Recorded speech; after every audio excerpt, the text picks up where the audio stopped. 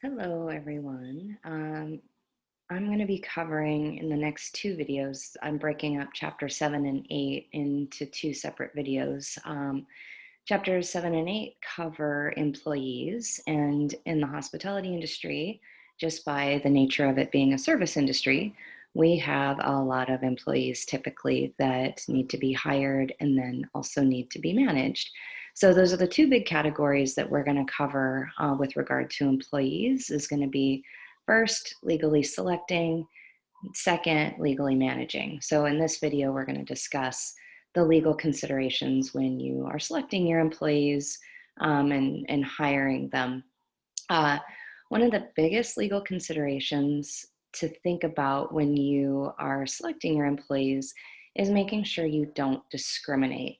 That sounds pretty straightforward, but discrimination isn't necessarily always intentional. Sometimes you discriminate inadvertently, don't mean to. And and I know that sounds kind of crazy, but I'll explain how that might work. So anyway, so you really need to keep that forefront of mind when you are selecting your employees. Um, the thing is that you also have duties to your other employees and your guests to provide a reasonably safe environment. And so when you hire your employees, you have a duty to use discretion and hire qualified employees and certainly not hire employees that would pose a risk of harm to your other employees or to your guests. So in that case, you can use discretion in your hiring practices, and you have to because of your duties to provide that safe environment. However, you can't unlawfully discriminate against potential employees in so doing. So let's take it from the top. So the first thing that you're going to do most likely is create a job description. And this job description is a basic list of the specific responsibilities along with job qualifications or the knowledge or skills that are required to perform those job duties or responsibilities that are listed in the job description. So job description lists out the duties, qualifications are the skills needed in order to perform those duties efficiently and safely. Um, that sounds pretty simple, right? Like, okay, yeah, fine. Most cases you find an industry standard job description and post it in Craigslist. So you'll do a Google search for, let's say, a line cook, and then you copy somebody else's job description and post it as your own. Done deal. It's pretty simple. You didn't really think that you need to put much more thought into it. However, that's not a good idea because you may be inadvertently discriminating against potential employees. So um, let me explain how that works is you have these job qualifications that you're asking for or that you're saying are required in order to do the job duties that you listed in the job description. However, those qualifications that you list in order to do that job have to be bona fide occupational qualifications, which means that that is pretty much what is absolutely necessary to safely and adequately perform that job.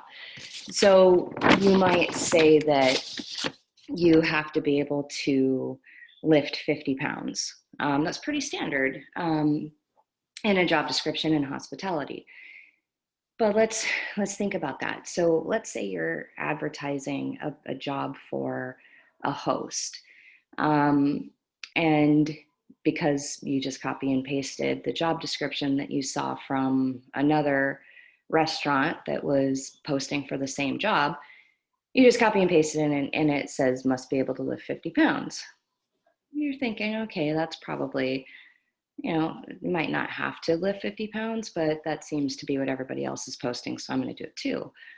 Well, actually, what you've done is you've put a qualification in there that is not a bona fide occupational qualification of most hosts. So you have to think about that. is the host that you're wanting to hire really going to have to lift 50 pounds?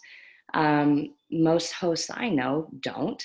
I don't really ever see as part of a job responsibility a host having to lift 50-pound bags of flour.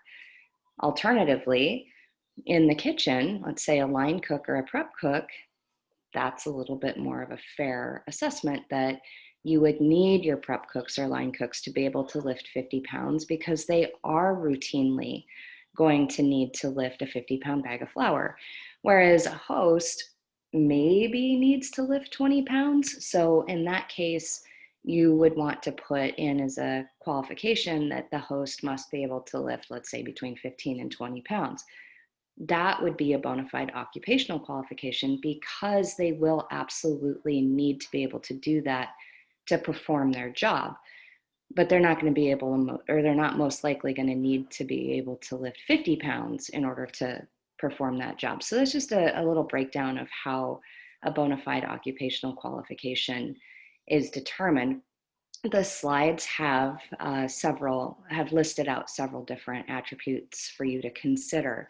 Another thing that's pretty common is that you'll see that a certain level of education is required for some of these jobs, but you really need to think about that. Is a bachelor's degree really, or an associate's degree, really necessary in order to perform that job? Or is experience or an ability to perform certain things what's really required? So, arguments get made in favor of, well, you have to take, higher levels of math, in to be able to obtain a degree.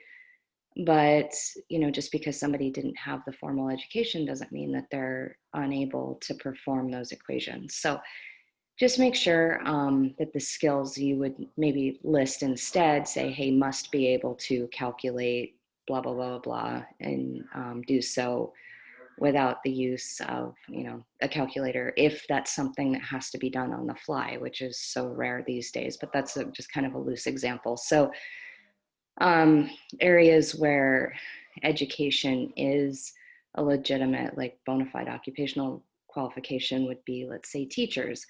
Um, and to teach at a certain level of education, teachers have to have certain levels of education. So to teach in college, typically required to have at least a master's degree or a doctorate, and that makes sense. So that's an example where education would be a legitimate bona fide occupational qualification. That's not to say that it's not so in other areas. It's just be mindful of that instead of just listing it on there because you see that other people do. Just because other people in the industry are doing something does not mean that it's being done properly or legally. So you could, like I said, inadvertently discriminate. So you're not meaning to, but that's an example where you might be doing so accidentally, but you get in trouble regardless of your knowledge of whether you're doing it or not. So there are some specific laws that have been written on a federal level and on a state level. And those main laws are the Civil Rights Act, the ADA, the Americans with Disabilities Act, which is one that could really be triggered with that whole requirement, let's say, of a host to be able to lift 50 pounds. That might be triggering the ADA because someone who would otherwise be qualified to be a host and could actually do the job that you want them to do, but has a physical inability to lift the 50 pounds, and that's not a legitimate bona fide occupational qualification, now you're running afoul of the ADA. So keep that in mind. So the ADA, Civil Rights Act, the Age Discrimination Act are some of the big ones that you need to keep in mind. The slides actually detail out those laws as much as you need to know them for the purposes of what we're up to here with this class. With the ADA, I just want to point out too that a reasonable accommodation would need to be made well, can a reasonable accommodation be made? So, in other words, let's say your line cook or your prep cook really does need to lift a 50-pound bag of flour.